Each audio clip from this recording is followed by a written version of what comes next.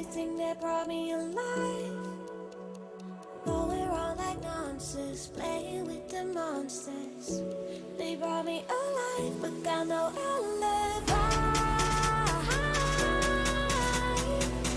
It's a lover's fight without an alibi. It took my endless hands without an alibi.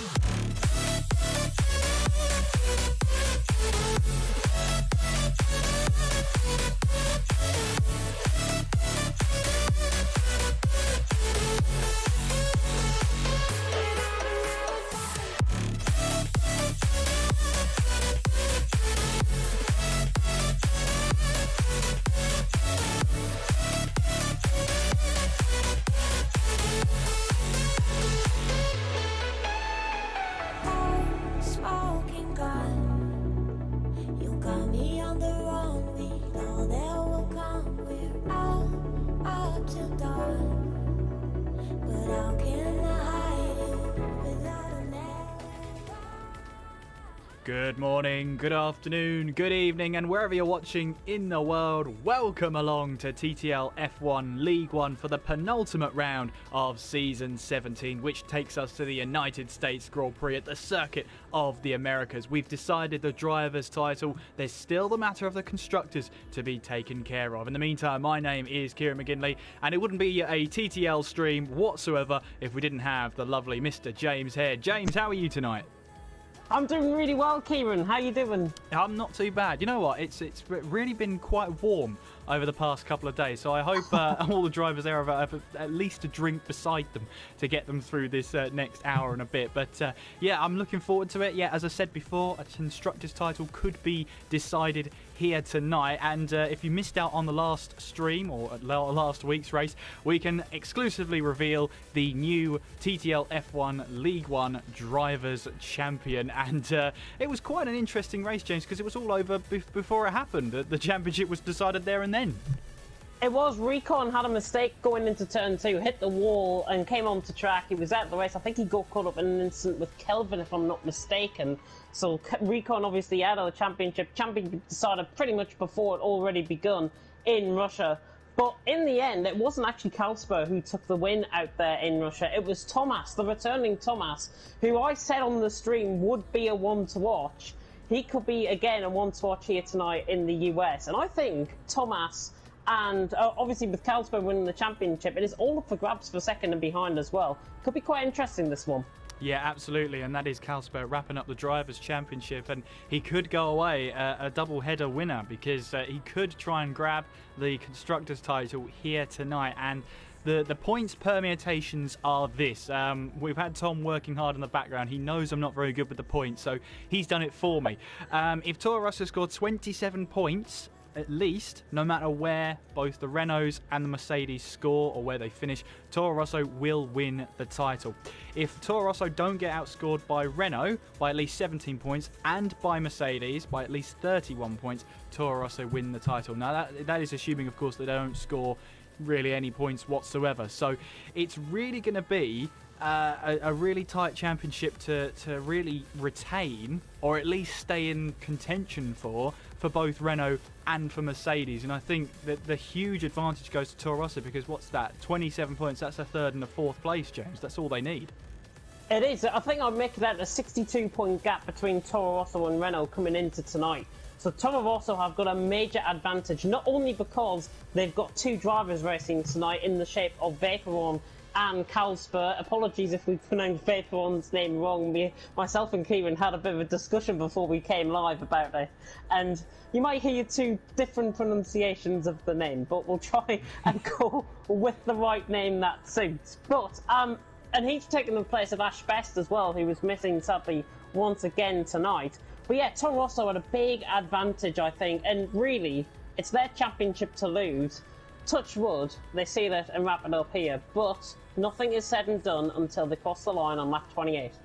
Yeah, absolutely, and there's a lot of chat going on tonight as well about that Constructors' Championship, but we should probably take you through the standings as it was at the Russian Grand Prix. Well, we'll start with the drivers' standings first, because of course we have a new champion in Kalsper. It's his first win in TTL F1 for the Drivers' Championship. Anyway, he does have a Constructors' Championship next to his name already before heading into the season, so we'll have to wait and see if he can make it to trophies there. So Recon in second, Shapalele in third, and you can see the rest of all there could pretty much be decided. I mean, Thomas has 2 wins next to his name, so that's 50 points already, and he scored 12 points somewhere down the line. He's been a bit absent this season, could be higher up the table, and as James said, he could be much more in the fight when we get to next season. Of course, next season will be discussed in due course. The second half of the table, you can see there, Spike are joint 10th place there on 30 points.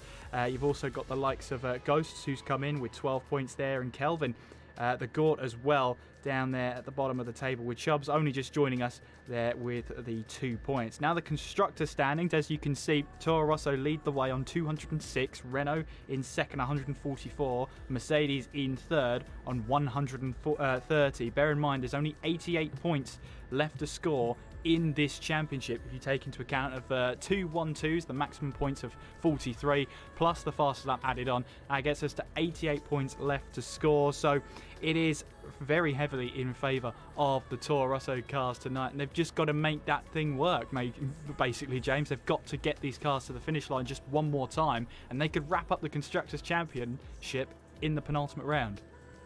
If you think about it, it could be a win and 9th place or a win and 10th place plus fastest lap for one of the Toro Rosso drivers to get to win the Constructors' Championship. That's all they need. It might not sound difficult, but trust me, 28 laps around Circuit of the Americas is going to be so hard on these drivers, and focus and consistency, I think, is really the key, because you don't want to be dropping the back end, especially through the S section 3, 4, 5 and 6. It's going to be quite something to see, and I think Toro Rosso obviously at a big advantage, but just looking at the drivers' standings, if we can go back to them, Recon, Shapalele, Toxic, Warren and Thomas, all separate, and Navy as well actually, all separated by 40 points between 2nd and 7th. It's massively up for grabs, and one good race could take these drivers, like for Toxic, I'm just picking up as an example, he could go, if Shapalele and Recon don't score as many points as him, Toxic, if he gets third, could go pretty much ahead of Recon and Shapalele tonight. It is all to play for second. Yeah, and I wonder if Kalsper's going to try and help out his teammate here tonight in Vaporeon or Vaporon. We haven't quite decided. We're hoping that at least one of them are right. They could both be wrong. You never know. But it's always the dealings of a commentator when you get a name handed in front of you and you think, actually, have we been pronouncing it right the whole time? We haven't had any complaints though about Vaporon. I've got to be honest with you. So my thought is that's fine. I don't know. I mean, Vapor, yeah. If you get in contact with us, maybe that's why he hasn't been in contact with us, because he doesn't know we're actually talking about him. But I think with the silent E in his name, it is quite off-putting, but Vaporon, I think, might be the name to go with tonight. Well, well, fingers crossed that it is. Hopefully, we're just waiting for a couple more drivers to join us, and we will hopefully get yourselves underway for the race. If we just talk about the track a little bit then, of course, the Circuit of the Americas, we've got 28 laps here tonight. 20 corners takes us around the circuit here in Texas. And you can see the turns 3, 4, 5, 6 complex. You can see that's pretty much an inspiration from Silverstone with the Maggots, Beckett's and Chapel section there. And it really does test the aerodynamic capabilities of the car as you make your way through there. It's really important to have the car set up right. You've got lots of undulation in the circuit, especially the high rise up towards turn 1, where you can leave the braking later because of the steep incline up towards turn 1. You can pretty much go 4 wide on the entrance, but then on the exit of the corner, it very much narrows down to 2 wide, so you have to be really careful if you want to go through the first lap there and keep your front wing intact. Race distance of about 154 kilometres. Lap record set in qualifying was by Jack in season 13, a 130.473, and the fastest lap for the race, 133.193 by Blizzard, set all the way back in season number 11. Now, we've seen a couple of records actually broken in this season already, James. Do you reckon we could see more records broken tonight? No, I honestly think not in terms of qualifying. I think qualifying might just be off that. We could break it by a couple of tenths if we really on form tonight. But race 1 is up for grabs. 33.1 by Blizzard is up for grabs. If somebody goes on a set of softs, I could see them doing, what, a 32.8, 32.9. It will only be, I think, coming down by a couple of tenths. But it's a Herman Tilke designed track. You know what it's like when you get a Herman Tilke designed track. First ran here in 2012, of course, and it should be quite a spectacle for TTL F1 here tonight. Absolutely, and of course it gets the honour of potentially deciding a championship. The Drivers' Championship is all done and dusted. The battle for second place rages on, though, as James was talking about. 40 points separating 5 positions that could potentially finish in the runners-up spot in the Drivers' Championship, though. One bad result could put you out of the championship, but one great result can really hand you back into the title or to the runner-up spot in the championship. And for the Constructors' Championship, it's obviously a lot of pressure off of Toro Rosso. All they have to score is 27 points. They know the target, so do they go risk-averse and just try and get both cars to the end, or will they really go for it? I think don't leave anything on the track. I honestly think the drivers should be setting up. I think have we had a disconnection from Vaporon by any chance? We have. Ooh, we have. Just spotted that in the lobby.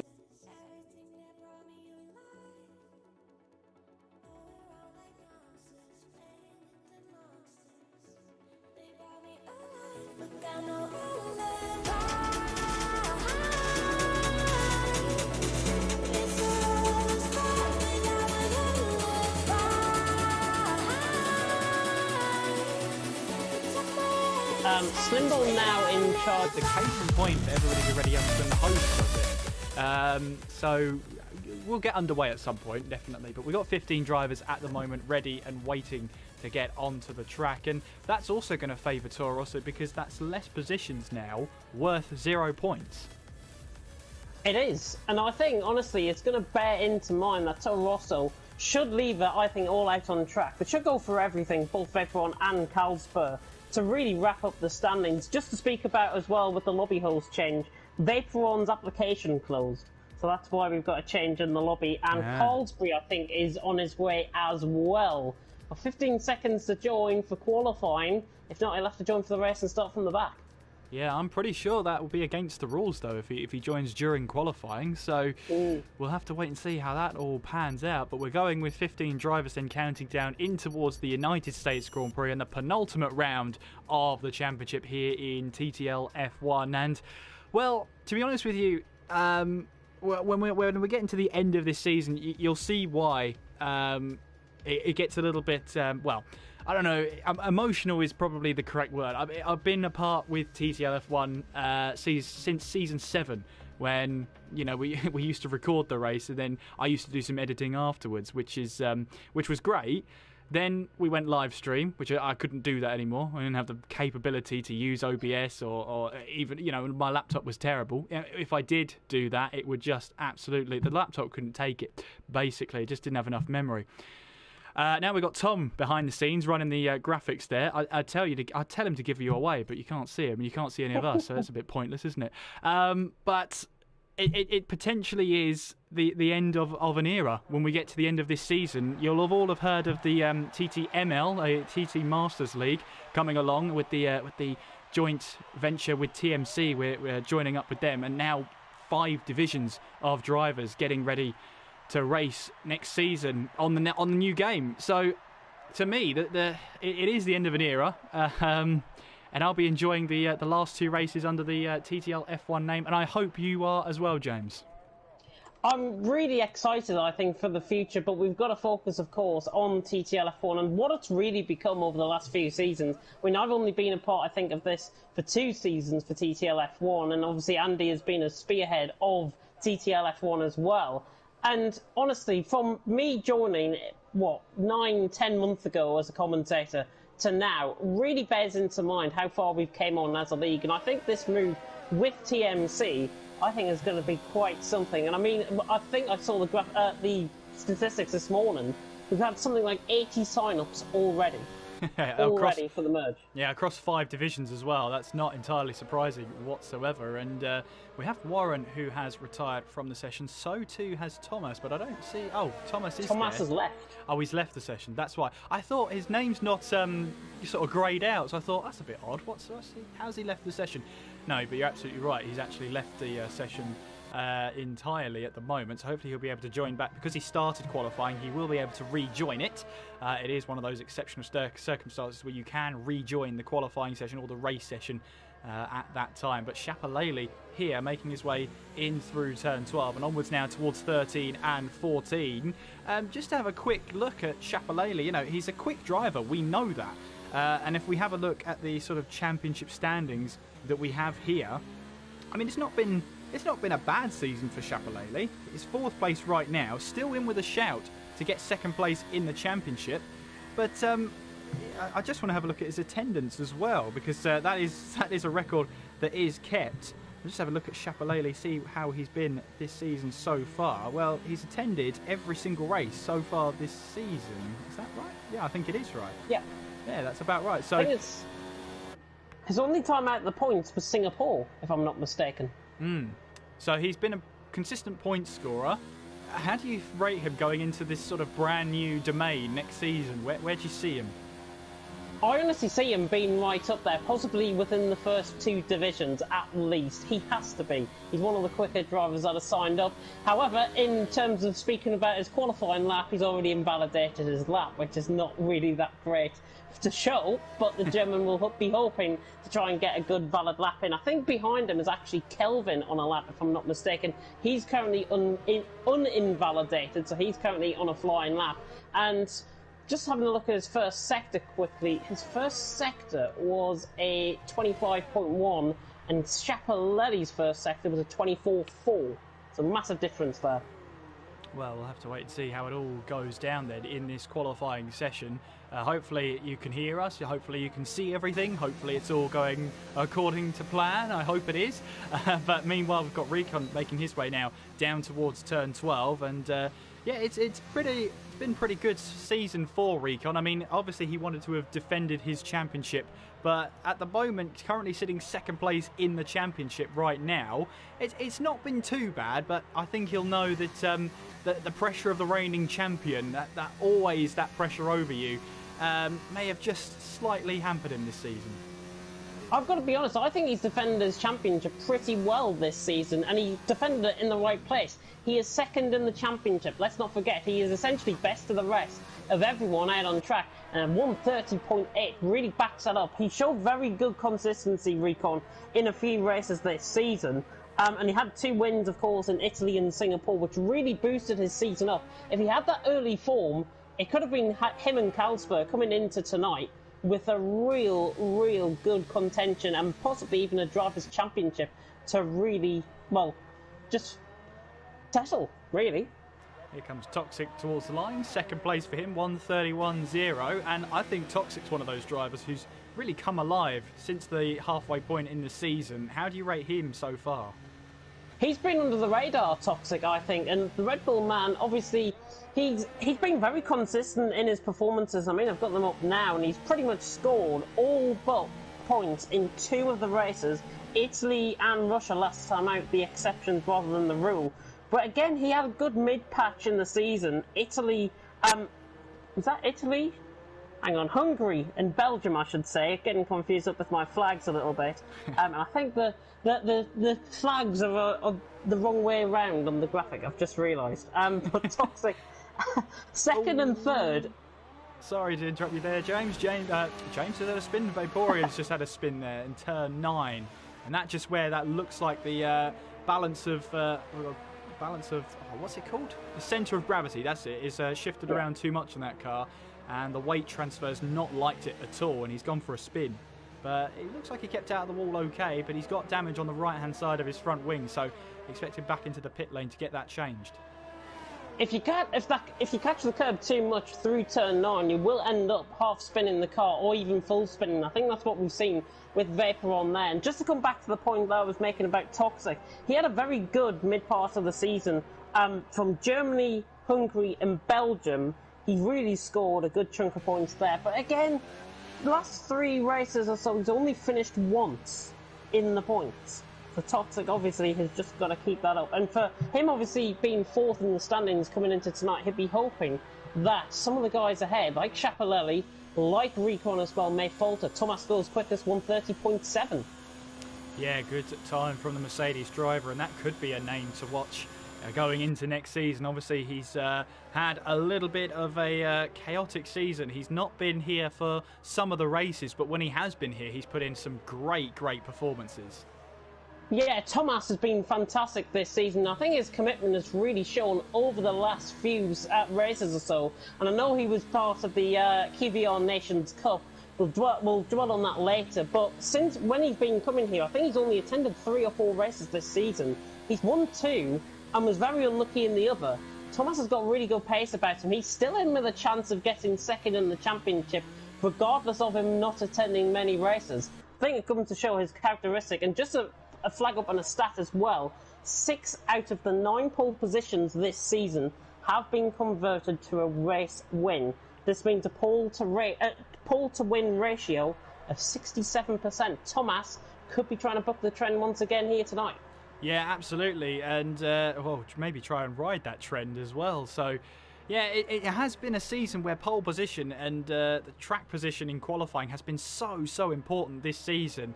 So it's really on yourself in qualifying to get that great performance in there. And as you say, 67% win ratio from pole position just shows you how important that top spot really is in this season. Are we going to see it happen again tonight? Maybe it could be 7 out of 10 raised to 70% of the races here, one for pole position. Or will it go down, I wonder? Well, there's only one way to find out, James.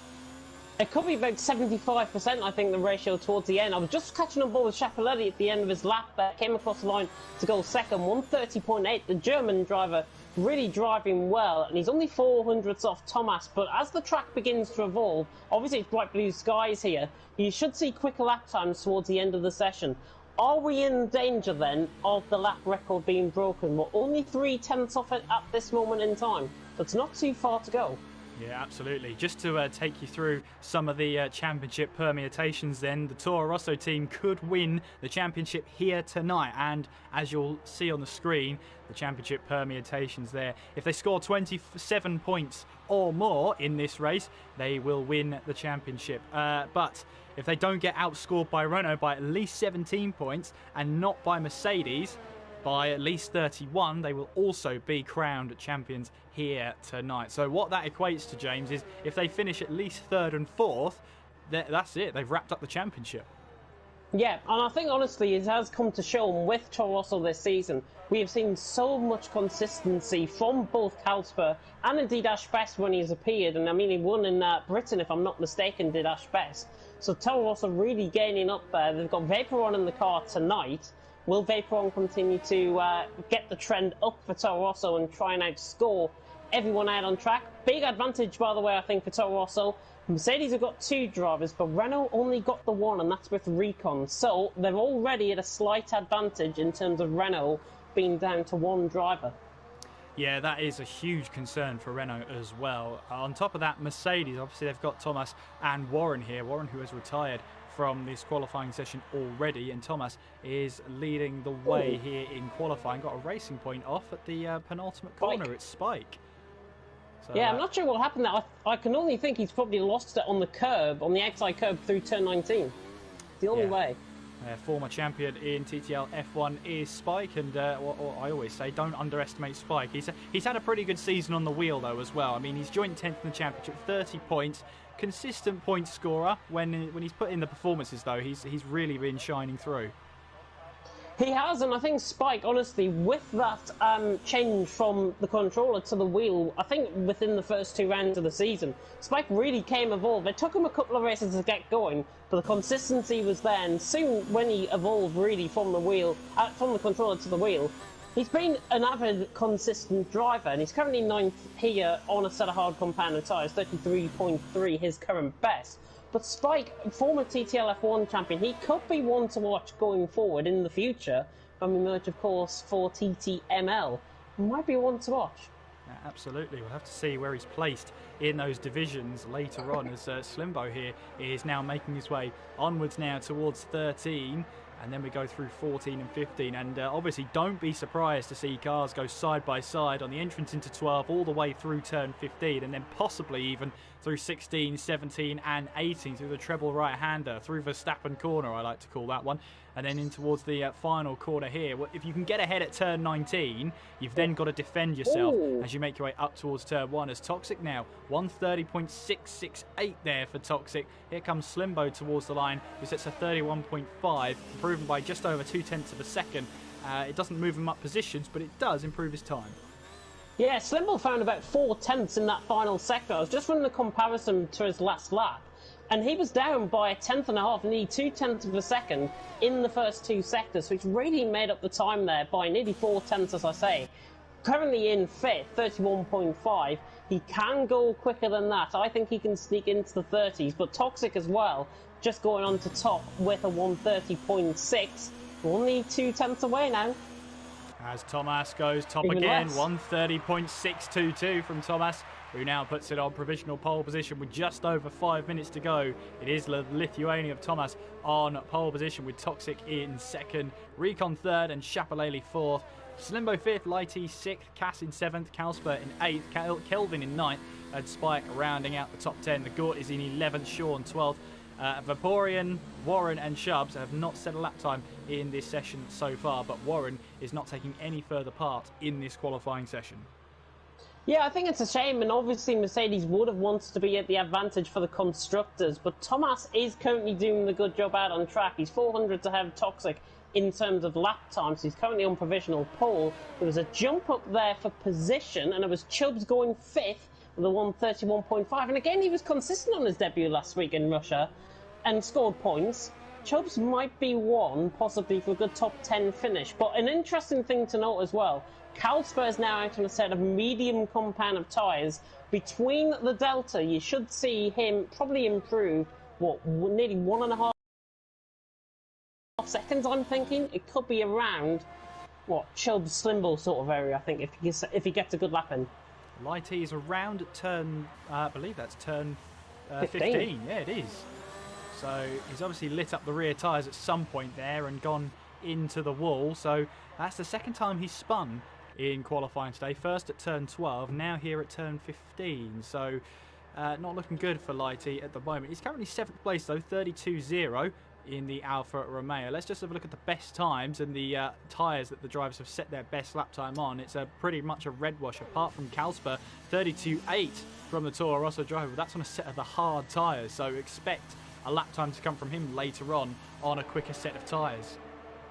Yeah, and actually Calsper was on an out lap, so he's actually came back into the pit. So Calsper clearly feeling he is not happy on those mediums. Is he going to switch back to the hards, I wonder? I'm not sure. He's got the championship wrapped up.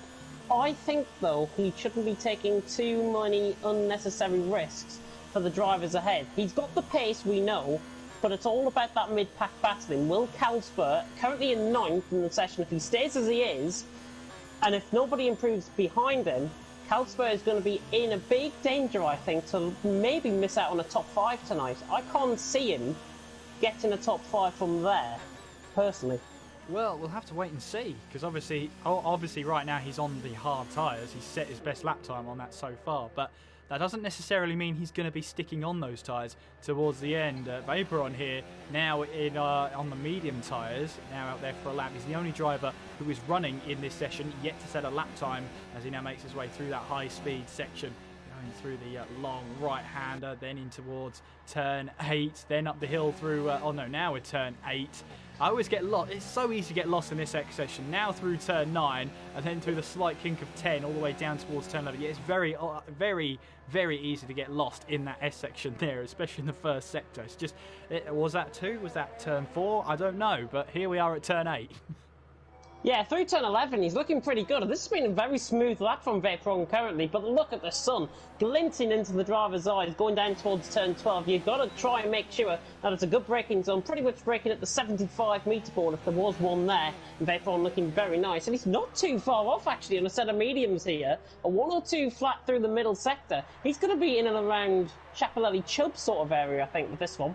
Well, as he makes his way now through turn 15, onwards now towards 16, 17 and 18. The treble right-hander just try and hold on through there, and hopefully the car sticks to the ground as he now makes his way in towards 19, then towards turn 20, and now around this final corner. Got to get the traction right there. A little bit of a tank slapper on the exit, and Vapor on there. 32.5 on a set of the medium tyres, and that puts him just ahead of his teammate who set his lap time on the hards. And if anybody was looking at my prediction of where he would go, yes, I'm completely and utterly wrong. So there's the first one. There's the first one. First of many, James, I wonder? First of many. Well, Thomas still top of the table right now with just over 1 minute to go. In fact, we've got less than 80 seconds of qualifying left to go. Toxic currently second place on the front row. And obviously, even only with 14 cars out on the track at the moment, there's about 4 or 5, 6 of them currently gathered at turn 12 trying to find some space out there. It's going to be very difficult, I think, in that section of the track to find space. I mean, I'm running on board with Toxic, and he has got a little bit of gap ahead, but it's probably, I would say, about a second and a half space out between every single driver in that section. Recon, interestingly, though, is not going to be one of the last ones to come across the line. He might be one of the first to come across the line. He's about to start on his lap. Toxic, by the way, has now got a clear track behind him. It's just preparing for a lap as well. But we are now in the shootout phase, 30 seconds to go. Yeah, absolutely. We've got Kelvin here who's just outside of the top 10. Sean has now retired. He's come back into the pit lane and called it a day for qualifying. Kelvin, meanwhile, making his way down the back straight onwards towards turn 12. And as you said, James, that sun gleaming in your eye, trying to distract you from your braking point in towards turn 12. A little bit of a lock up there on the front left-hand tyre from Kelvin as he now makes his way in towards turn 13. And obviously go up a gear to help that wheel spin on the exit as we now head in towards turn 15. Wide entrance, try and clip the apex and watch the traction on the exit. Now in towards the treble right-hander of 16, 17 and 18. Flat out through there for the racing point as we now make our way towards turn 19. Don't take liberties here, don't run too wide, otherwise you'll invalidate your lap time. Looks valid for now though as we head in towards turn 20. And again, watch the rear tyres from here. Kelvin across the line, 32.7 from the racing point, stays in 11th place, although improved his lap time.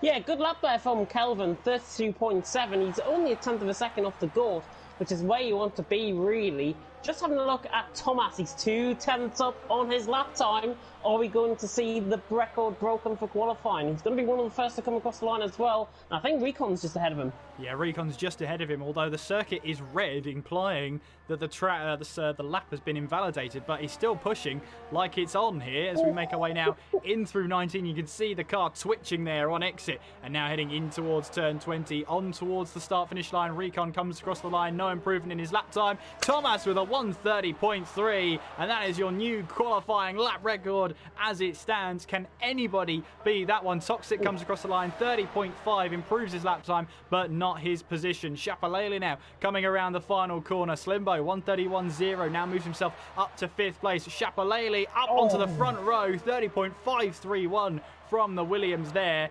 Now, can anybody try and beat that one? You've got Lighty, who's on lap time. So too is the GOAT. The GOAT comes into the pit lane, though. How about Lighty? Also into the pit lane. So that will be your qualifying session over and done with. And it's going to be Thomas who puts it on pole position and will be looking to make it 7 races out of 10 that the race has been won from pole position. Not only that, takes the fastest lap in qualifying in TTL F1 history. Yeah, Thomas with a very good lap there. Toxic just lost a little bit of time through the final sector. I get XP. How? What? For watching a fantastic lap. Yeah, absolutely. Well, qualifying then. Thomas on pole position. Shapalele in second by just 2 tenths of a second. Toxic third with Recon 4th. Slimbo in 5th. Chubbs in 6th with Kalsper 7th. Lighty 8th. Cass in 9th. And Vaporon rounds out the top 10. Bo Toros is starting on the medium tyre. The GOAT in 11th. Kelvin in 12th. Sean 13th. Spike 14th. And Warren didn't take any part in qualifying. He will start from 15th place. But we should probably have a look at the track one more time, James, before we get underway. The circuit of the Americas then. 20 corners takes us around 28 laps here in Texas. And as you can see, a lap distance of around 5.5 kilometres. You can see those 20 turns there. Good overtaking opportunities. Obviously, turn 1 is a fantastic opportunity as you go up the hill. The fact that it goes on an incline means that you can brake later. and if you try and snatch the inside line, you could try and focus on your exit. Then the track goes downhill towards turn 2, so that helps with your traction on the exit. Get the good traction initially, and you should be able to get the track position. Turn 11 can be an overtaking opportunity, but you wouldn't be wise to use it. Turn 12 is your better option. Use the turn 11 there to get the better exit. Use the DRS down towards turn 12. But as we've seen so many times in the past, the third sector is pretty much built for overtaking. Through turns 12 through to 18, there's a really good opportunity. You could see cars go side by side through there. Turn 20 has the potential to be an overtaking corner, but it's just too narrow on the exit as well. And the fact is that you have to get the curb on the right-hand side. Just trying to put it out the inside costs you too much time on the exit. It's better just leaving it to the DRS zone and having it go up towards turn 1. But that's pretty much the circuit preview done. We'll take you onto the formation lap and see what's going on. But James, both Toro Rossos making it into the top 10 and both of them starting on the medium tyres. Going to be quite interesting, to be honest, and having a look at the tyre strategies as well, and I'm sure there'll be a graphic appearing on your screen right about now regarding the tyre strategies. Round here, softs to mediums, so it'll last from lap 1 to about lap 7 to lap 10. That's going to be the pit window for the set of mediums, and then they can last pretty much to the end of the race from that point. I've even seen drivers go 22, 23, 24 laps around here, so it could be a little bit earlier than that. Medium compound of tyres for the likes of Carlsberg and Vaporon, and indeed for the bottom 5 as well, the GOAT, Kelvin, Sean, Spike and Dill Warren. They're going to be going to around lap 16 to lap 20, I think. Again, just err on the side of caution with the pit window. I have seen drivers go a little bit longer on the soft, but you don't want to be going on that because this track, about 4-5% is taken off the tyres per lap. And these guys have got to be very wary, especially on the set of mediums. In the later part of the stint, of the first stint, they're going to have to be so considerate on their tyres. They'll be losing it at about 4% per lap. Yeah, absolutely. Well, just to take you through those championship permutations once again, 27 points. That's all Toro Rosso need to score to wrap up the Constructors' Championship here tonight. They start 7th and 10th. Basically, 3rd and a 4th place for them both will wrap up the Constructors' Championship. The other way, if they don't get outscored by Renault by at least 17 points and by Mercedes by at least 31, then they've also wrapped up the championship. But that relies on other results around the circuit. They'll want to wrap this up on their own tonight. Toro Rosso, though, at a big disadvantage because Mercedes have got one driver at the front, one driver at the back. Renault is also ahead of them. So for Carlsberg and Vaporon, they're going to have to try and pass the likes of Slimbo and Chubbs early if they've got a chance of wrapping up the Constructors early. But I think it could come down to the final few laps where we will not see until the end of the race who gets the Constructors' Championship. Will Toro Rosso win it? Absolutely, we're about to find out. 28 laps separates us from finding out if the Constructors' Championship will be wrapped up here tonight. Pole position starts on the right-hand side, which is on the racing line. But if you can get a good getaway in second place, you've got a really good chance of trying to find a move up towards turn 1. As we're about to go racing here in Texas, it is 5 red lights. We are underway. What are the starts like? It's a really good start from Thomas, a really good start from Toxic as well. Chapelele's going to find himself in trouble as we head up towards turn 1. You can see there's an Alfa Romeo of Light E trying to go up the inside of many cars there. There's a Toro Rosso losing the back end, so too does Chapelele. Toxic got a really good start there and was pulled along in the slipstream by Thomas there and got himself up to second place. Can everybody make it through and file their way through in through the S section? You can see Warren there trying to make up early positions in 13th place there, but he has got the move done, and the 2 racing points of Kelvin and Spike dropped down a couple of positions. Meanwhile, Light E has it all to prove here. He's got Carlsberg just ahead of him. Chubbs, meanwhile, still in 6th place. You can see Recon going for a move up the inside of Chapelele, but he can't stop the car in time, locks up the rear brakes, and Chapelele says, thank you very much, I'll take that position from you. Oh, there's an Alfa Romeo in the background going off. That was Light E, and that's Vaporon getting tangled up in that one as well as Light E finds the wall. Now, I wonder if he lost the back end on his zone there or whether he was tangled up. Either way, is there any damage to that Toro Rosso? Yes, there is. Left-hand side end plate damage on Vaporon's car, and not what he wanted on the long stint either, because now he's got to make a decision, pit in for another set of tyres or painfully go through with a broken front wing in this first stint. We've got the Gort there in 11th place, but that's not going to help championship standings here for Toro Rosso, with Kalsper in 7th and Vaporon in 14th place right now. But Thomas has got a really good start. He leads the way at the end of the first lap here at the Circuit of the Americas. Toxic in 2nd, Shapalele in 3rd, Recon 4th, then it's Slimbo, Chubbs, Kalsper, Cass, Sean, Warren, the Gort, Kelvin, Spike, Vaporon and Lighty. All 15 runners that started this race are still running in it after the first lap. Yeah, Vaporon and Lighty just got caught up and then got entangled essentially out of turn, I think it was turn 11 if I'm not mistaken. So they it looked like Lighty just got tangled onto the back of Vaporon, and that caused, onto the side pod I should say, Vaporon, that caused them then both to go into with end plate damage, into the wall with end plate damage, and that is why you're seeing them now in the pits. I had a perfect camera angle to see that, by the way. So unfortunate there. So Kalsper, meanwhile, has to keep his head in the game. He's the highest running medium tyre runner at this moment in time. Shapalele outbreaking himself completely into the back of Toxic there. So close. Well, now he's got to be careful. Okay, it's the second lap of this race. You can see the clouds are gathering over the circuit, but many parts of the track are still bathed in sunlight right now, as Kalsper looking for a move on Chubbs, then down the inside in towards turn 12, and Kalsper gets the move done on the Haas then, as now he moves up into 6th place, the champion-elect moving up the order here. Meanwhile, Spike has got away past his teammate there of Kelvin. I suspect that might have had something to do with the team orders there, as Spike now moves up to 12th place. He's now got a chance to try and chase down the Gort ahead of him. That will be for 11th place, but Chubbs, you can see it here, is not done with this. He'll want to try and chase down Kalsper, but Kalsper this season has been incredible. We've got a car coming into the pits then. Shapalele. That is Shapalele coming into the pits then from 2nd place in this, oh sorry, 3rd place in this race. So what's going on here? Is there damage to that car, or is this a very early stop to go on a set of medium tyres? It looks to me as if it's going to be a very early stop on for a set of mediums, because there's no front wing change. So Shapalele going to be coming out the pits, and I wonder if that's being done in response to Vaporon having contact earlier on in the race. Could be. Gort, by the way, has just been overtaken by Spike, so Spike now into P10. Or I wonder if Shapalele's being told if there's rain on the way within the next 10 or 15 minutes.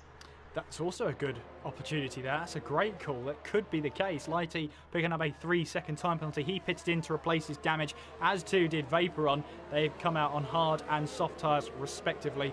So that then releases Recon to try and chase down Toxic. Of course, Recon, who could try and wrap himself up as the runner-up here in this championship. DRS is now online, and he's closing in on Toxic then. He surely will move to the left-hand side as he looks to try to move down towards turn 12, up the inside. Can he get that car slowed down in time? You can see now they're going to go side by side, but for how long? Through turn 13 we go. Toxic staying ahead for now, but you'll see Recon try a little bit of a switchback here. He'll be on the outside on the approach towards 15, which should give him the exit he needs now to go through 16, 17 and 80, but you can see there Toxic just about holding on. Recon, does he see a move up the inside? You bet he does, running side by side through the triple right-hander in towards turn 19. They're still side by side, and Toxic finally is able to stay ahead and then quickly comes back into the pit lane. So that'll be a bit frustrating for Recon, but great battling between the two of them.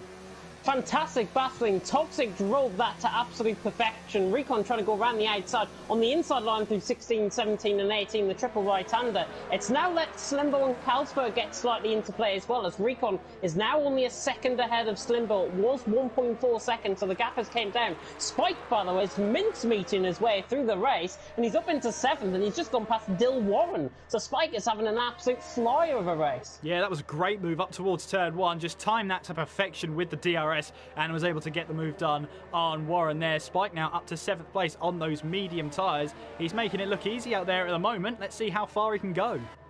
He's doing a fantastic job out on track. Kelvin has just been disposed of, as has the Gort. Spike is looking quicker than Dill Warren, and I don't think I've ever said that this season. Spike looking quicker than Dill Warren. Kalsper on the back of Slimbo, though, running down the straight. Stuck in a bit of a DRS train. Slimbo just off a second on Recon. Is Kalsper going to have it down the inside? He will not. Sean, by the way, has just breezed past Cat in behind, and he's now up to 5th. Yeah, that was an easy move there for Sean. Then he makes his way past the Ferrari in towards turn 12 there. And of course, Sean overtaking his old team of Ferrari there, who he didn't have a great season with. Now back at Haas, it's giving him all the confidence in the world there. And he now moves up to 5th place. And of course, Sean, a couple of seasons ago, was constantly finishing in and around the podium. His move to Ferrari may have just been a little bit of a lack of confidence there, but he is a good driver there. Yeah, we've seen the evolution as well of the drivers, I think, in TTL F1, and that might have had a little bit of a factor to play with it as well. But Sean doing a good job. Cass, by the way, his tyres overheating. He's into the pits. There's the yellow flag in Sector 3. It's Vaporon that is round for Toro Rosso. So Vaporon is round through turn 14. Yeah, that looks like he was all on his own there, so he's lost that completely on his own. And now it looks a little bit worrying for Toro Rosso. Well, they have a chance to wrap up this championship next time around, but you know, those two drivers, they wanted to have wrapped it up tonight. And now with Vaporon with no front wing whatsoever, he's got to come back to the pits to put on a new set of tyres. Surely he's got to go for mediums, possibly even hard tyres, to get him to the end of the race. This has been a bit of a disaster for Vaporon tonight. Yeah, Vaporon, I think, has got to go hard compound tyres, because I cannot see those mediums going full end, and in fact he will not, because he's out of the race, so he retires from the race in the pit lane. Unfortunate. I'm on the back of with Calsper, trying to get the move done on Slimbo, but again they're just running a bit of a DRS train. But I'm really surprised at Calsper's pace on the mediums this early on in the race. I mean, the pit window was what, lap 7 to lap 10, I think. We've seen some of the guys pit in from a set of softs to a set of mediums earlier than expected, which is what I said. Calsper is looking all over the back of Slimbo. It's just a matter of time he's going to get past these two. He's got the quicker tyres, he's got the quicker car. Get past them. Well, Calsper here knows now that the first option in this race was to score 27 points or more. That's no longer going to be satisfied in this race, because the most he can score now is 26 with Thomas, Recon and Slimbo all in the pits. He will take the lead of this race, and how far will he run in this race before he switches onto a set of the soft tyres? The bit he's got to rely on now is other teams around him. So as long as he doesn't get outscored by Renault by at least 17 points and not by Mercedes by at least 31, that's his option now of getting and securing this Constructors' Championship for Toro Rosso.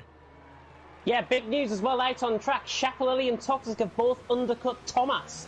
So Schiaparelli and Toxic have both undercut Thomas. They are now essentially in the net lead of the race. So Schiaparelli and Toxic currently in the net lead of the race. Calsper obviously out on top by 5.7 seconds. But very interesting to see. Slimbo as well, trying to go around the outside of Captain Chubbs, trying to go down the inside of turn 7. Can he get the move done? Oh, what a move by Slimbo. Fantastic stuff. He just made that look really easy. Chubbs had no chance. Slimbo's up to 11th. Well, Slimbo now can feel the points and taste the points on the horizon there on those brand new medium tyres. His next target will be Recon. Can he try and catch him sooner rather than later? Meanwhile then, the Gort is leading Kelvin, Schiaparelli, Toxic and Thomas for this battle for 5th place at this moment in time. The Gort 3 seconds behind Warren here for this battle, but Kelvin and the Gort have yet to stop. Schiaparelli, Toxic and Thomas and Recon, who wants to try and join in this battle. There you can just see him there. There you can see a Williams trying to go up the inside of the Racing Point of Kelvin there. And I don't think the Racing Point put up too much of a fight, but there goes the Red Bull around the outside of the treble right-hander. Can he try and hold on to this one? Toxic still on the outside here. He's got the inside line to turn 19 and he gets the move done. To be fair, I don't think Kelvin put up too much of a fight with Schiaparelli, but Toxic was made to work for that one round the outside, and he's got the position. Yeah, Thomas is going to come through here on Kelvin as well. Kelvin not really putting up much of a fight. He will though on Thomas, running up the hill towards turn 1. Kelvin's outbroken himself. This should be Thomas's position up the inside, and it is. And Kelvin, in fact, ran off track slightly. So Thomas now through to 8th. And I was about to say, the worst scenario that these guys will be in will be stuck in traffic. They've now got the Gort ahead to dispose of, so it's not looking too bad on the traffic front. But Kelvin now going to hold up Recon could really help Schiaparelli, Toxic and Thomas later on in this race. Absolutely. Well, we'll have to see. Only on lap 7 at this moment in time, as Lighty now retires from the race as well. Obviously, another excursion off the track means that he is no longer taking any part here. He retires in the pit lane on his own accord. So we're now down to 13 runners in this race. You can see Toxic on the back of Shapalele. You will see now, I wonder if the Gort, he always is a team player, the Gort. I wonder here if he's going to make life difficult for the Red Bull. There goes through the Williams. There goes through Toxic, though. And the Gort is now down 2 positions in just 1 corner. There goes Thomas through up the inside of turn 13. He'll have the inside of 14. And the Gort there, I don't think battles that one. He knows he's on a different strategy. Meanwhile, there, the Red Bull runs deep there into turn 15. And, well, Thomas there had to make sure that he didn't run into the back of him. Yeah, Thomas had to be really on point there to try and not go into the back of Toxic. And Toxic as well, nearly into the back of Shapalele as well and all of that. Lighty, by the way, has retired from the session. His car has just proceeded out on track. We've got another battle, by the way, developing for second. And Spike is down the inside of Sean, having a bit of a half commitment. He has a full commitment. Can he get the move done? It's Haas against Racing Point. These two have gone back, way back in TTL F1 League 1. And now Spike down the inside line. He can't pull it off. And the Herman Tilke designed S section catches out Spike. Sean holds on the position. Yeah, nice idea from Spike there, but it was a half-hearted move that then turned into a full-hearted move because Sean left the door open there, and that encouraged Spike to go for the move even more. But I think at that point, the move was already decided that it was going to be Sean who had the advantage through there. There you can see Shapalele going over the hill and down towards turn 11. We've got a yellow flag here. That's the Gort in trouble, and he's had a spin at the top of the hill. That's turn 9, in fact, on the exit of turn 9. Yeah. I think he's got caught on the outside curb. It's what we saw in qualifying with Vaporon. I think is exactly the same that's happened there with the Gort. Toxic, by the way, on the back of Shapalele, side by side down towards turn 12. Can the Red Bull man get around the outside of the German? He runs off track. Shapalele might have the position here. Toxic is very late on the brakes. Goodness me, that was late and committed. But Shapalele now on the inside line. Thomas is going to be lapping this up in behind.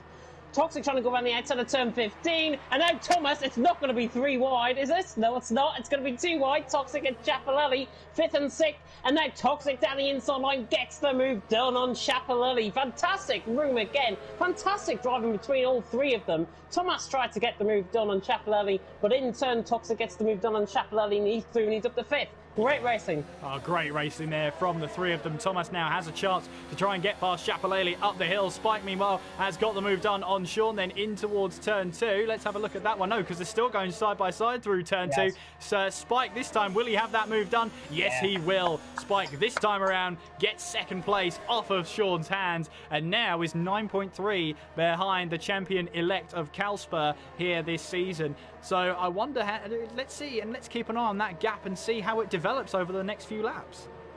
Yeah, looking at the gap in between, the current net lead obviously is Toxic out on track, 5th currently out on track. The gap between him and Calspur is about 13.5 seconds. That is enough to take the lead, and Calspur is going to be looking maybe to drop in behind Chubbs, I'm thinking, for net P6. So Calspur really will have to get a wriggle on in the next half of this race. Sean trying to go around the outside of Spike, and we've got Thomas on the back of Shapalele as well. You don't know where to turn with some of these battles. Great racing.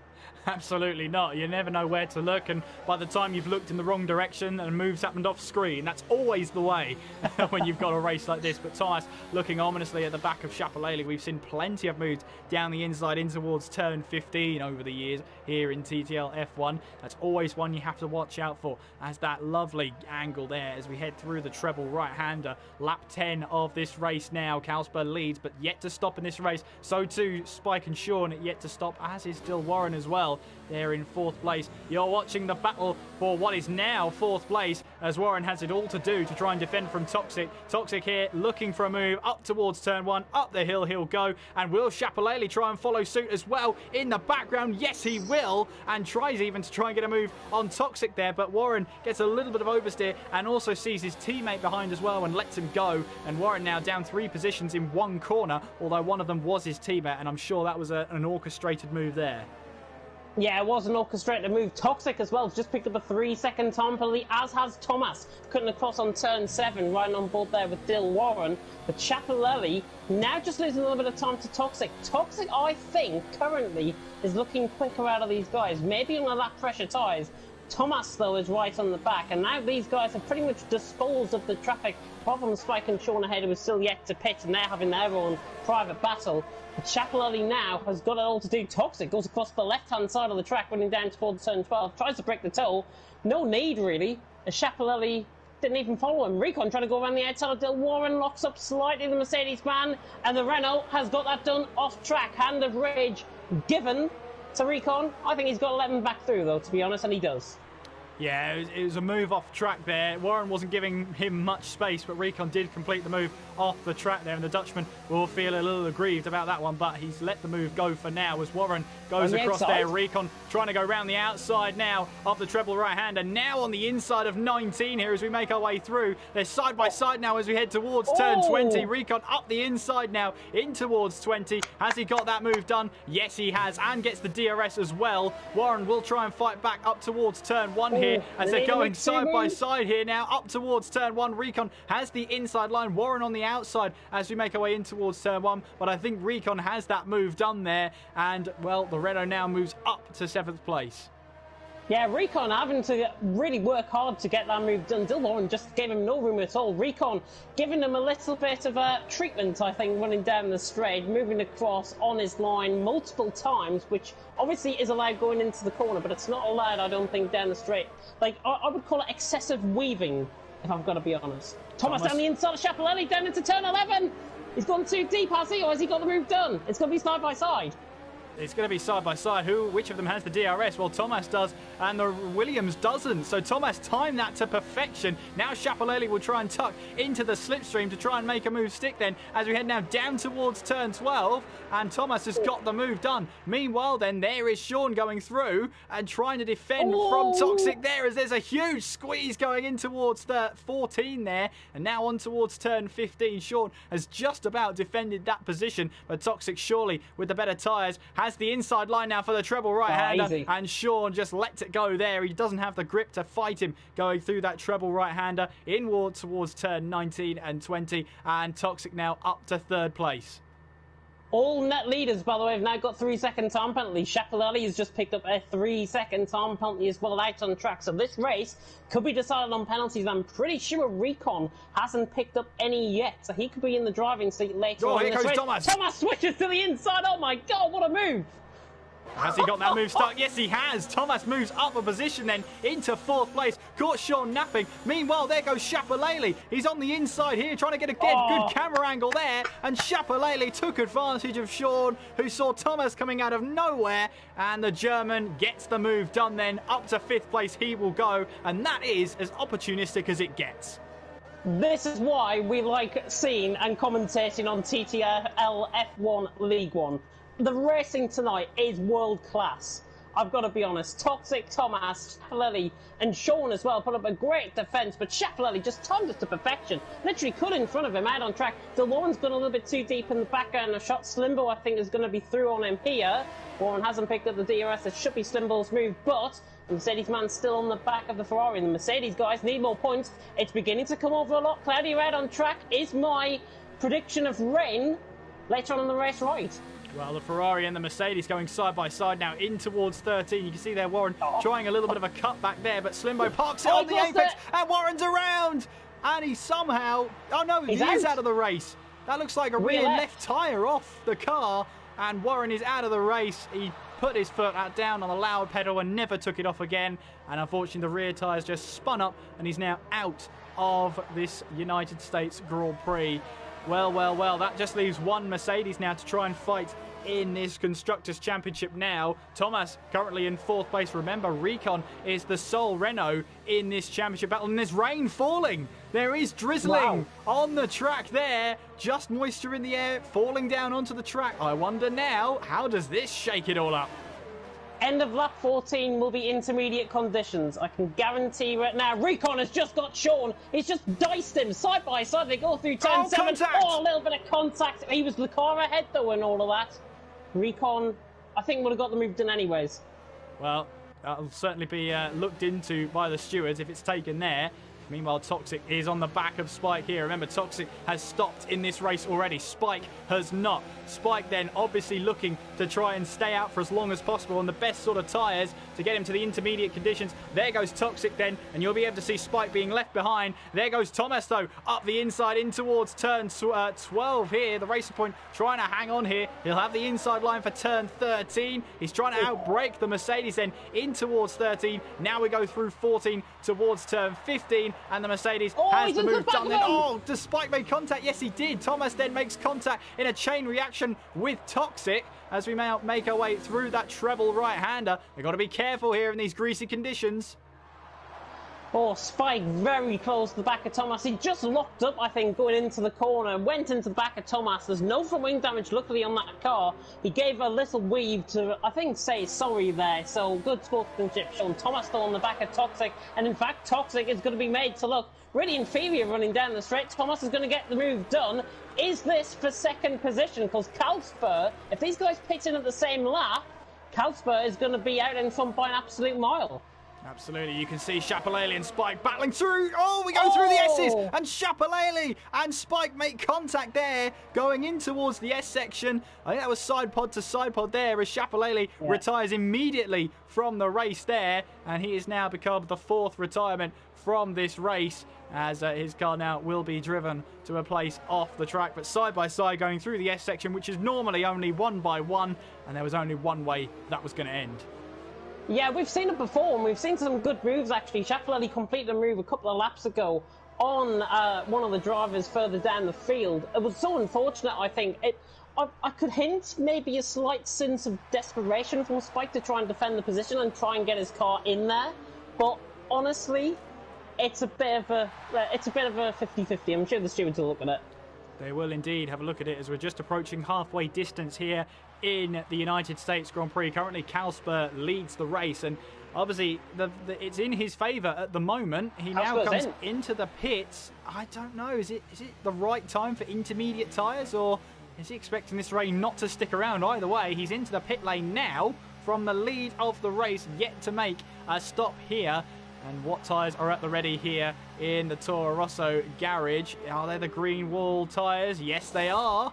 So intermediate tyres on the Toro Rosso then for Calspur, as he now makes his way out of the pit lane. Of course, 5.5 kilometres here. A lot can happen, including the weather conditions deteriorating. Yeah, Calspur is actually out in a pretty clear air, actually. He's out ahead of Slimbot by nearly 3 seconds.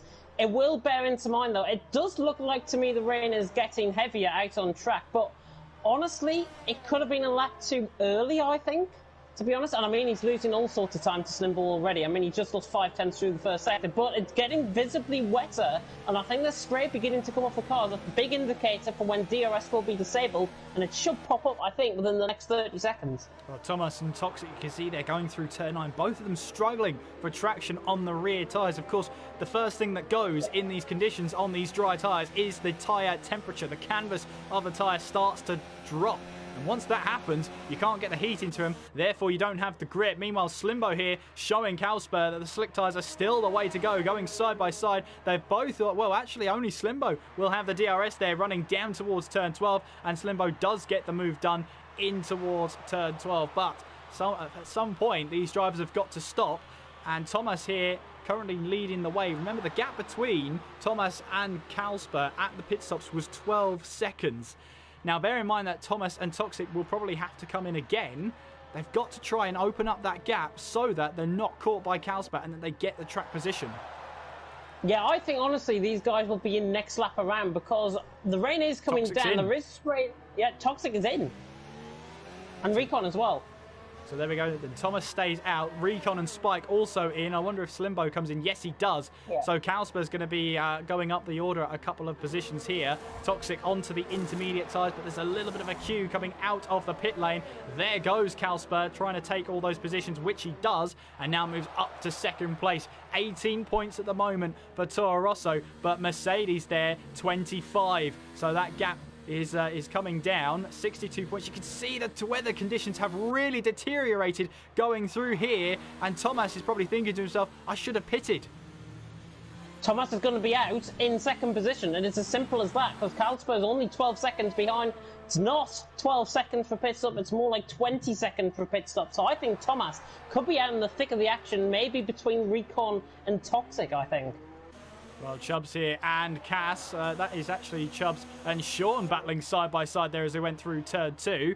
And now that is Cass trying to close them both in. This is the battle for 7th place here between Sean, Chubbs and Cass as they make their way through now the S section.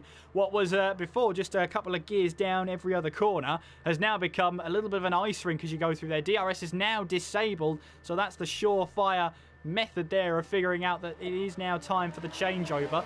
It doesn't necessarily happen that often that it's not the case, but that's a surefire sign that it's now time for the intermediate conditions as Chubbs there almost runs into the back of his teammate and the Ferrari says, thank you very much, I'll take that from you. Cass capitalises on Chubbs' mistake and takes the position away, but Chubbs is not done with this just yet. He used the slipstream going down the back straight heading towards turn 12. He'll have the inside line going into turn 12, but he's got to remember in these perilous conditions the stopping distances are increased and he isn't able to make that momentum work going into turn 12. Cass holds on to 8th place. Meanwhile then Thomas into the lead then, or into the pits I should say, from the lead. There goes Carlsberg then across the start finish line. He will inherit the lead of this one, but where will Thomas rejoin? That's the huge question here.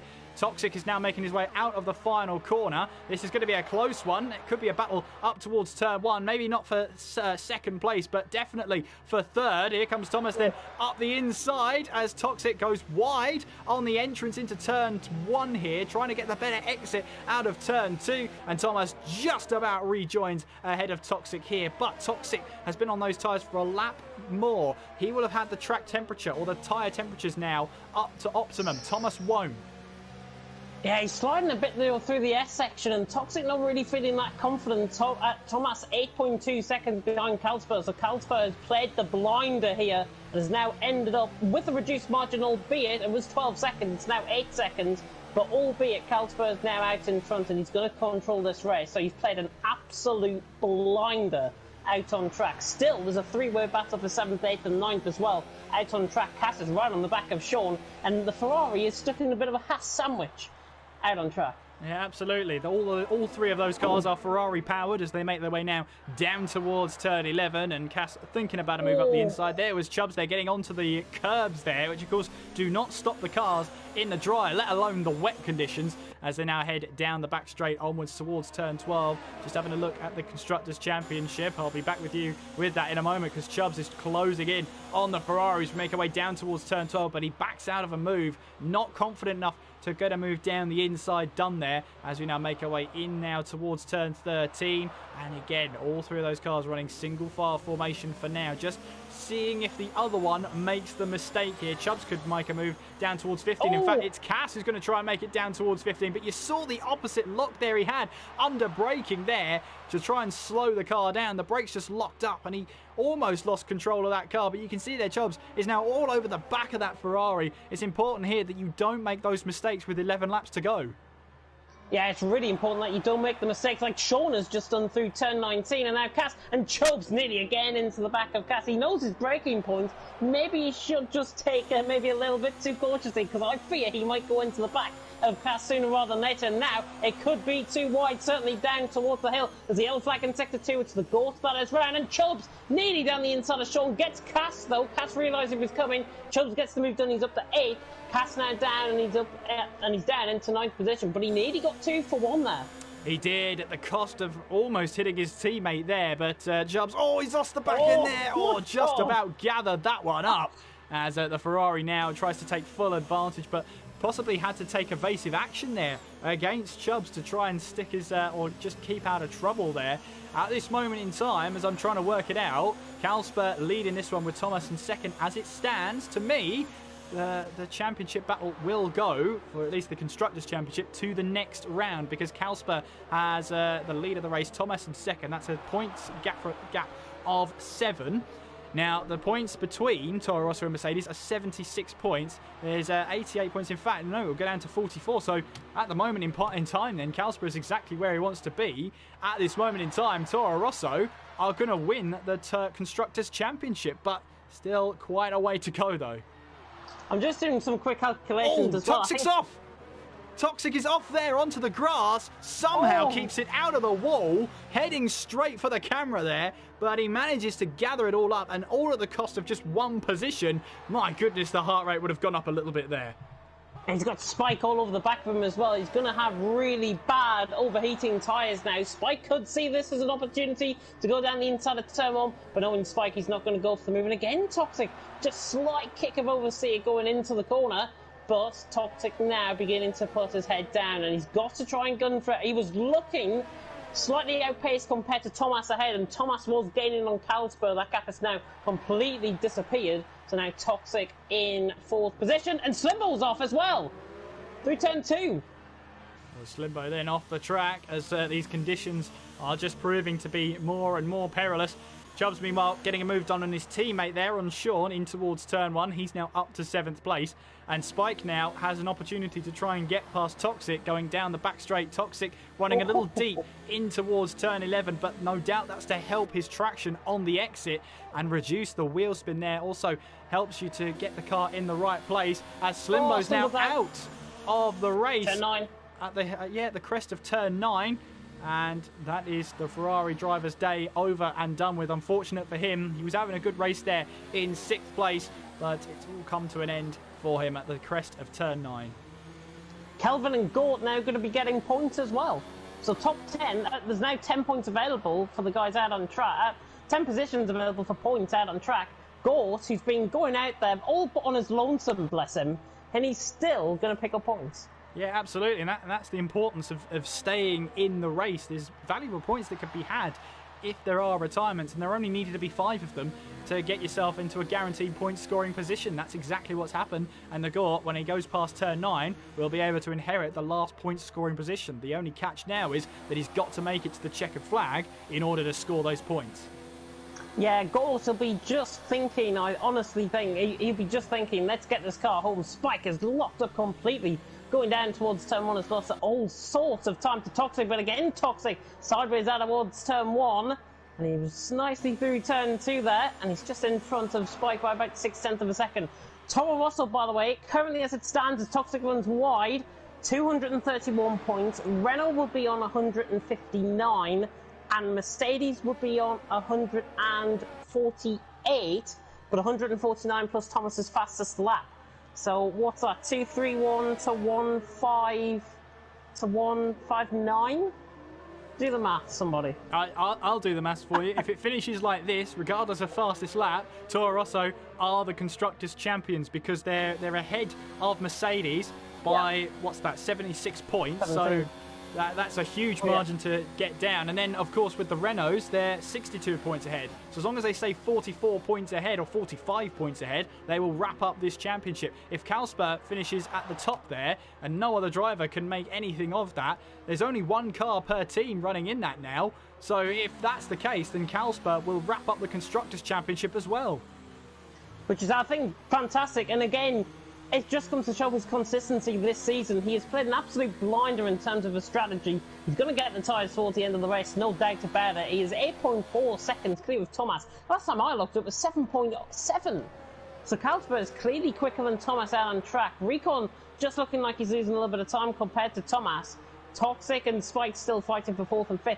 But Cass is on the back of Sean, and Cass is looking quicker compared to Sean. He's dropping off on the back of Chubbs, but I think Cass has just been a little bit quiet in that Ferrari. He will be picking the right spot to try and get the move done, and I think that time is now as he just sails past Sean after making a mistake. Cass is through and he's up into 7th, right on cue. Yep, Sean making that mistake into turn 19 and Cass takes full advantage, but Sean's not done with this yet. He's got a better exit out of turn 20 there as we make our way now up the hill. They're side by side in towards the braking zone at turn 1. You can see the Ferrari braked later there, but Sean's got the inside line. Who's going to have the better traction going down towards turn 2? Looks like as the Ferrari's got the advantage, and Cass makes the move stick then in through turn 2. He's up to P7. Traction always going to be on the outside of the corner, and Cass making that look pretty easy. He had the superior traction, and he's up into 7th. But Sean will not give this one up without a fight. Knowing Sean, he'll be in for the fight as well. Speaking of in for the fight as well, Spike is now on the back of Toxic. There's a yellow flag in Sector 3, and it's the GOAT that is round through turn 16 and 17. But Spike now on the back of Toxic. No DRS, remember. They've got to try and do it the old-fashioned way. Oh, and he nearly goes into the back of Toxic. Very late on the brakes.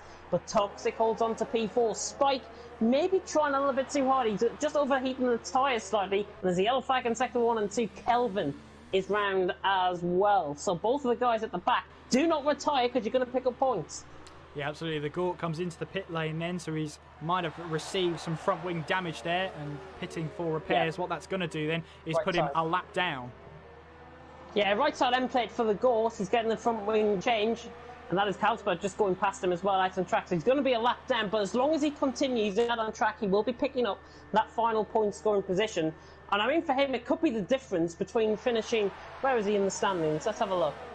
The GOAT currently 18th in the standings. He's a couple of points off Sean. He's letting everyone through, but he will be ahead of Kelvin still within the standings as Slimbo's left the session. Yeah, Slimbo leaving the session. He was the host, so that's why we got a little bit. Just hope it's not my connection now. well, if it's your connection, we've got a chance. If it's my connection, no chance.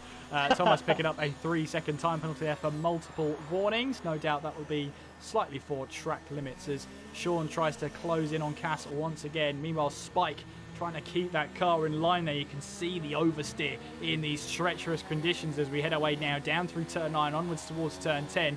There's Toxic trying to hold on to 4th place here, and Toxic for him to try and finish in the runners-up spot there.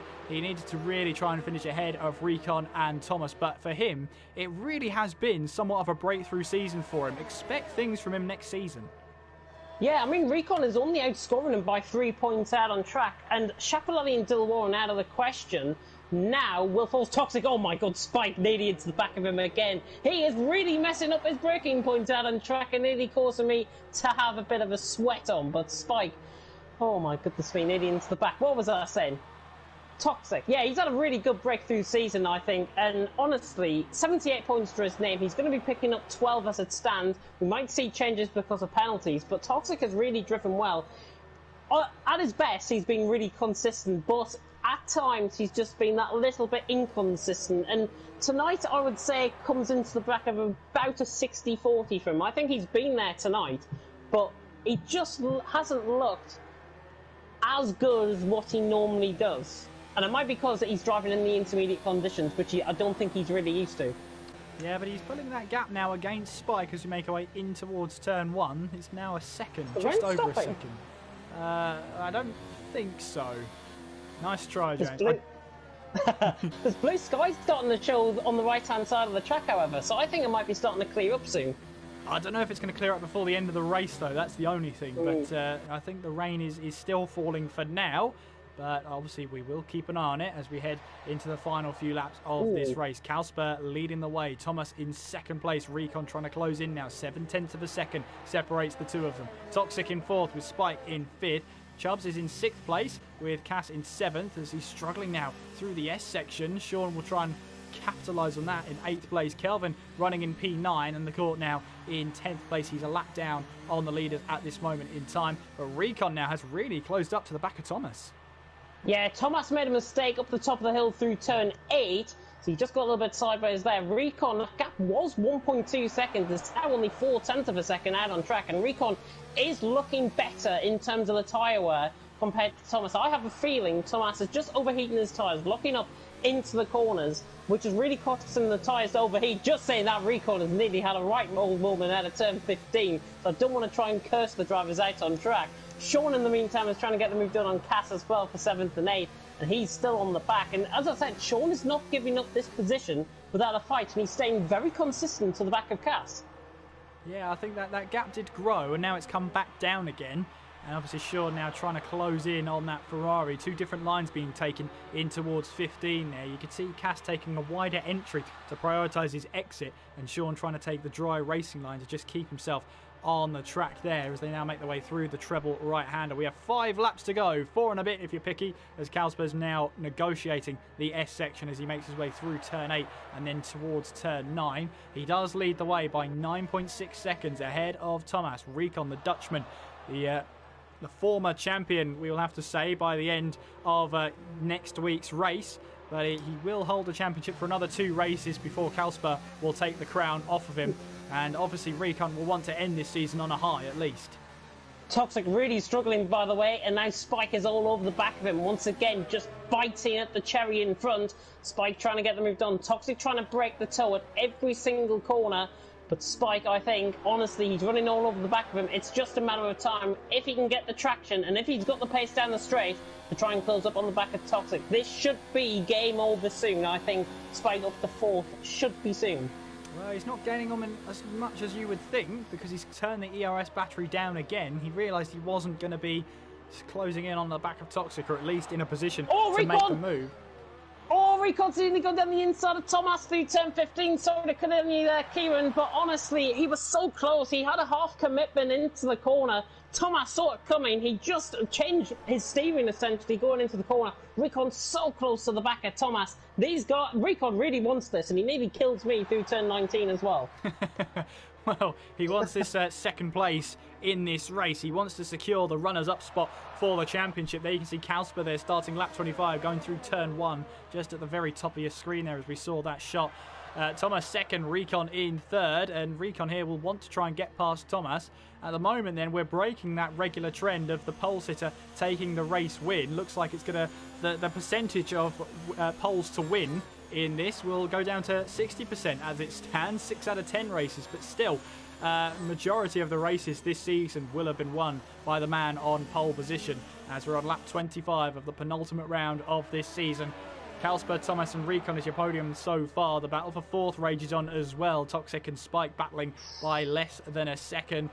Chubbs is in 6th place there, has got a huge lead now over Cass and Sean, who are left to battle over 7th place. Kelvin and the Gort then running lonely races, but at the moment, if they can make it to the checkered flag, they will be picking up vital points for their championship and also their teams as well. Spike made a mistake, and Recon, Thomas trying to break the toe. Is he quick enough, I wonder, down the straight to get turn 12? He's going to try and think about it around the outside. He tries to juke him. Thomas is going to have to defend this hard. Recon realises he's going to try and go switchback, but he realised what was going to happen there and backed out of a situation that could have been potentially a little dangerous. Thomas holds on to position for 2nd, Recon 3rd still. But nice try, Recon. He's got the wits about him. Thomas, though, just maybe outplaying his game just a little bit more. Yeah, you could see Recon went for the dummy, but then Thomas called his bluff there and defended first the outside, then the inside. Saw it coming there. Meanwhile, Sean and Cass battling here down towards turn 12. Sean has the inside line. Can the Ferrari get the traction on the outside? Yes, he can, but he gets onto the curb slightly in towards turn 13, and he holds on to that one just for now. I wonder if Sean will try and move down the inside of 15, maybe. Will he try a switchback? Now you can see the Ferrari there defending that finally there, but Sean, using the wider approach, should in theory get the better traction as we now head through the treble right-hander, but it hasn't worked out that way. Cass still holding on to 7th place. Cass essentially just parking the bus in front of Sean, pretty much. That's how we see it, I think, out on track. Cass is doing a fantastic job defensively, driving to perfection. Thomas, I think, has just made a mistake through the S section. Recon is now 3/10 away. It was 7/10 of a second. And now Toxic is under pressure from Spike as well. And that guy was just over a second the last lap around. So I wonder if the tyres are beginning to overheat. Well, I can certainly see that the rain is beginning to ease as well. Yeah, it's definitely easing now, for sure. I'll give you that one.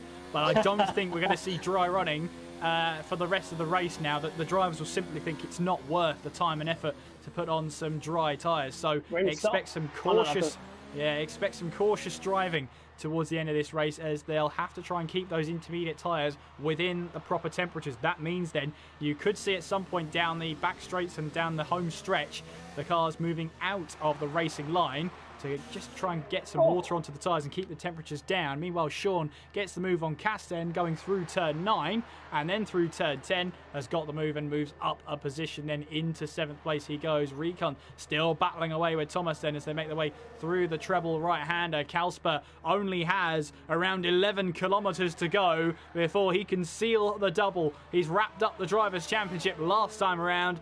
As it stands, he'll also be wrapping up the Constructors' title too, making his way up towards turn 1. Just 11 kilometres to go now. 11 kilometres to go. Just to speak about Cass, I think he made a mistake and Sean got the move done through turn 9 and 10. He sees the opportunity, got the move done, he's up into 7th position. It has stopped raining out on track as well. The spray is still coming off the car, so if anybody wants to try and pit in for the set of drive, do not even think about it. I will not be held liable for changing somebody's strategy this late in the race. Yeah, and also they won't see the point of it, to be honest with you, with 2 laps to go and then another lap. They might as well just stay on the intermediate tyres, but they've got to keep those tyre temperatures down. Toxic a little bit wayward through the S section. He runs off the track. This could be Spike's opportunity. Spike gives him plenty of room to rejoin onto the track then as we make our way now in towards turn 8. Now through turn 9, they're still side by side. Spike's got his nose ahead and Toxic there will be ruining that mistake through turn 9. Runs a little bit wide, but Spike now gets 4th place. Yeah, Spike really knew how to seize that opportunity, took advantage of Toxic's mistake, and he's just really overheating the tyres now, Toxic. Spike as well, side by side, pretty much the track is drying relatively quickly out on track. Keep out on the inters, guys. Do not throw away your positions, and do not trust a commentator to fuck up your strategy, basically. Well, you're going to need to have some soap for James at the end of this one. If anyone could send us some, that'd be awesome. Making our way now down towards turn 12, following Cass then in there. A little bit of understeer, as you saw there. Low speed understeer, and obviously the aero not working at that speed, so you're relying solely on the suspension. You're relying solely on the toe in and toe out to try and get some grip in these conditions. Obviously, a little bit of understeer there. Low speed understeer is always a worry. Meanwhile then, final lap of the race has been started by Kalsper. 5.5 kilometres to go then before he can crown himself not only the Drivers' Champion, but the Constructors' Champion as well. With Toro Rosso, it has been a long time since and such a strong Championship, and it'll certainly go down as one of their best ever seasons. For Kalsper though, it will definitely go down as one of his best ever seasons. He already has by the end of tonight just around 4 kilometers as he makes his way through. Cass meanwhile coming into the pits. Now, this can't be the fastest lap of the race because obviously he won't have enough time to do it. He's going on a set. Have enough time, surely? Because he's now got the outlap. He will not get it. No, he's left that too late. Has he realised what he's done there? Well, I'm not too sure, but he's given away points there to the Haas team. Meanwhile, then Kalsper on board with him. Then you can see little bits of spray there coming up off the tyres as he just tries to find some desperate grip out there. DRS is enabled. Recon down the inside of Thomas. He's got the move done. Has he? Yes, he has. The Renault man's through and he's up to second. Soda couldn't keep him, but Thomas is coming back down the inside as well. This is fantastic racing. He was They made side-to-side contact pretty much through turn 12, and Thomas has somehow repaid the favour and got the move done. But it's not over yet.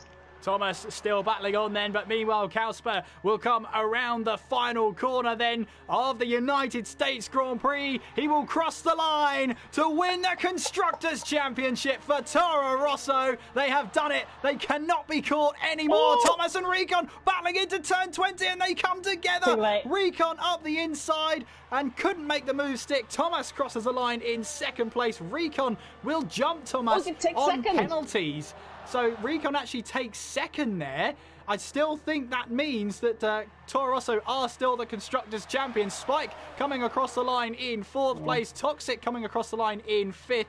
There is Chubbs then making his way, tiptoeing around. He finished 9th place on his debut in Russia last time out. He finishes 6th place tonight. A very good improvement from him there. 6th place for the Haas driver. Sean, meanwhile, then coming around the final corner, he will finish in 7th place. And a solid drive then for the Haas boys to wrap up their race here in front of their home crowd, the team.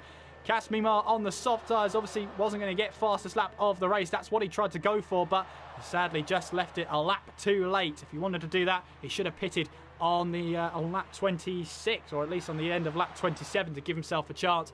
And Kelvin here will be trying to tiptoe those tyres all the way to the end. I'm sure the intermediates will be melting to their core at this point in time, but the Racing Point will just have to be on their toes there, taking the IndyCar track limit line in through turn 19 before we head to turn 20. But Kalsper here, not only the Drivers' Champion, but you're looking at the Constructors' Champion too. Toro Rosso wrap up a hugely successful season, and Kalsper takes yet another win.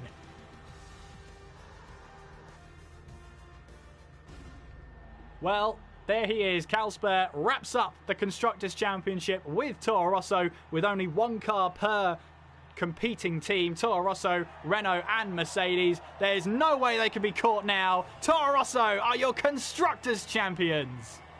Fantastic performance, and I think Vaporon wasn't honestly needed with Kalsper's pure and utter dominance out on track.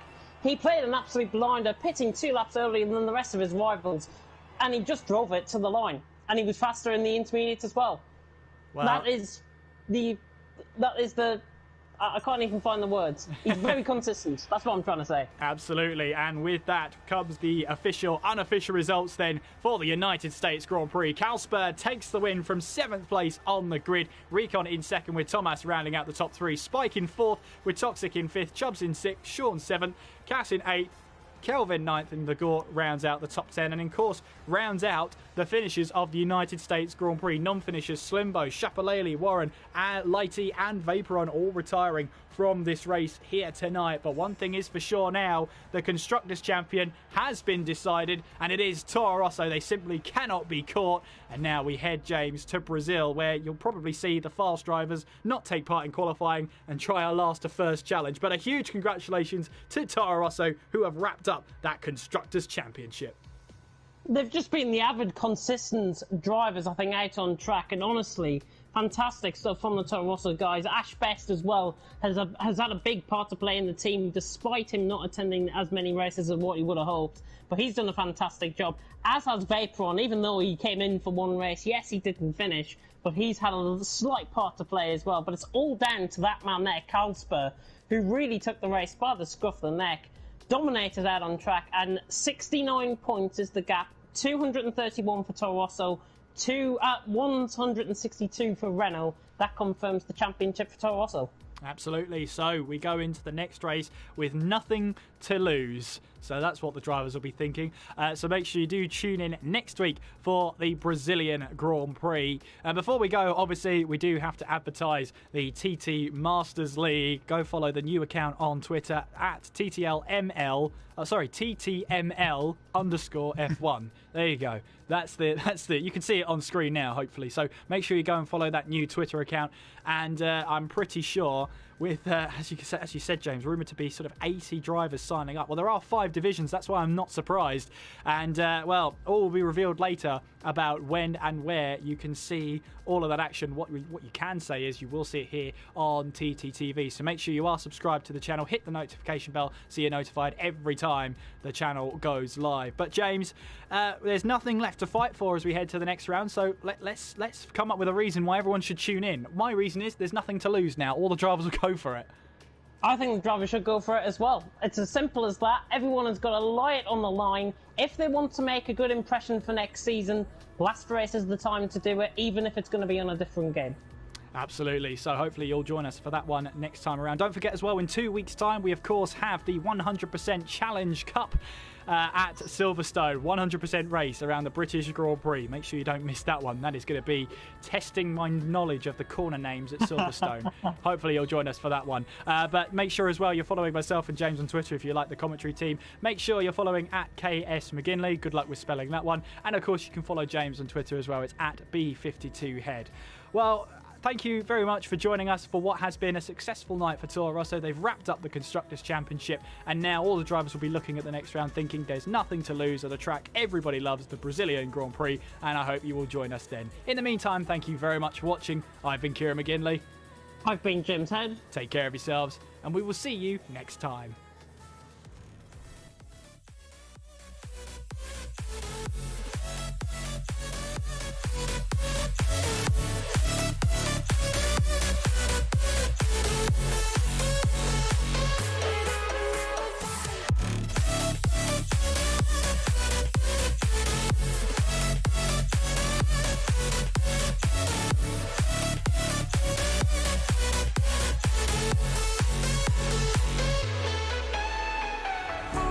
Smoking gun, you got me on the run. We know there will come. We're out up till dawn. But how can I hide you without an alibi? It's a ruthless fight without an alibi. Took my innocence. I can't wait no longer. I'm playing with the monsters. Everything that brought me alive. Going around like monsters, playing with the monsters.